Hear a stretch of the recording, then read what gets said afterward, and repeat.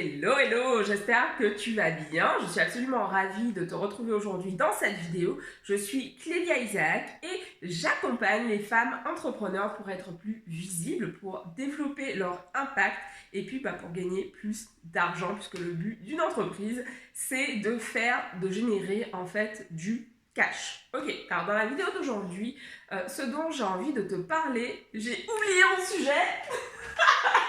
Je prends mes notes. Ce dont j'ai envie de te parler, en fait, voilà, c'est de ta plus grande peur. Ok? C'est quoi, en fait, ta plus grande peur et pourquoi il est important que tu regardes, que tu la prennes en considération.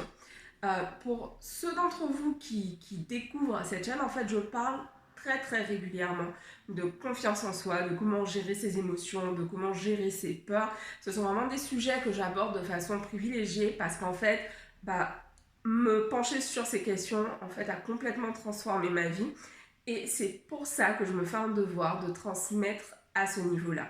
Donc aujourd'hui je te parle de ta plus grande peur parce que ce qui se passe c'est que souvent quand on a vraiment une peur comme ça qui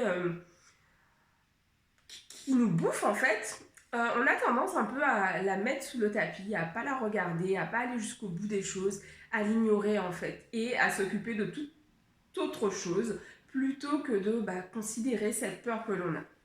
Dans mon cas, ma plus grande peur, c'est de finir toute seule, de ne pas avoir d'enfant et de finir ma vie toute seule. C'est vraiment une de mes plus grandes peurs parce qu'en fait, depuis petite, moi j'ai grandi dans une famille où nous sommes 4 enfants et en fait, j'ai toujours eu cette envie d'avoir des enfants, d'avoir une famille, ce qu'on appelle une famille nombreuse, donc 4-6 enfants. J'ai toujours eu envie de ça en fait.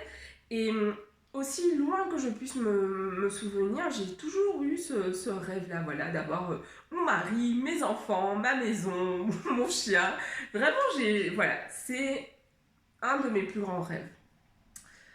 Mais il se trouve que ces dernières années, je l'ai complètement délaissé parce qu'en fait, j'étais 100% concentrée sur mon entreprise.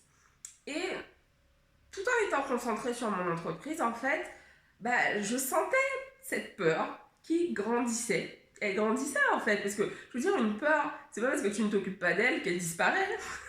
Pas du tout. Elle est là, elle se balade à côté de toi, elle se dit bon on joue, occuper d'elle, un jour tu vas t'occuper de moi, se dit la peur.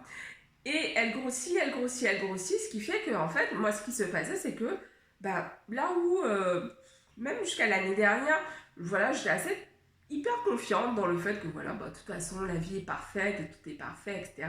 Mais là j'ai vraiment senti que cette année, enfin ces 12 derniers mois, cette peur elle a vraiment augmenté. Parce que l'an dernier j'ai passé le cap des 35 ans et là je me suis sentie attirée vers la quarantaine. Là je me suis dit oh mon Dieu.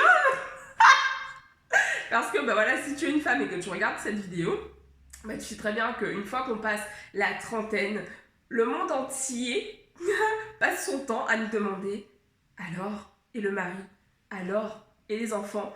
Quand tu te maries, c'est pour quand le premier. Quand tu as le premier, alors, c'est pour quand le deuxième. Donc, étant célibataire à bientôt 36 ans, j'ai commencé à paniquer. J'ai commencé à paniquer, sauf qu'en fait, je n'ai pas du tout considéré cette peur, en fait. Je me suis dit, voilà, je suis focus sur mon business, machin. Mais en fait, la peur, elle était là. Et ce qui s'est passé donc, en début d'année, donc je partage régulièrement, je fais des retraites. Donc vraiment, en fait, quelques jours que je prends avec des amis entrepreneurs, durant lesquels, en fait, on va vraiment passer du temps à travailler sur nous-mêmes.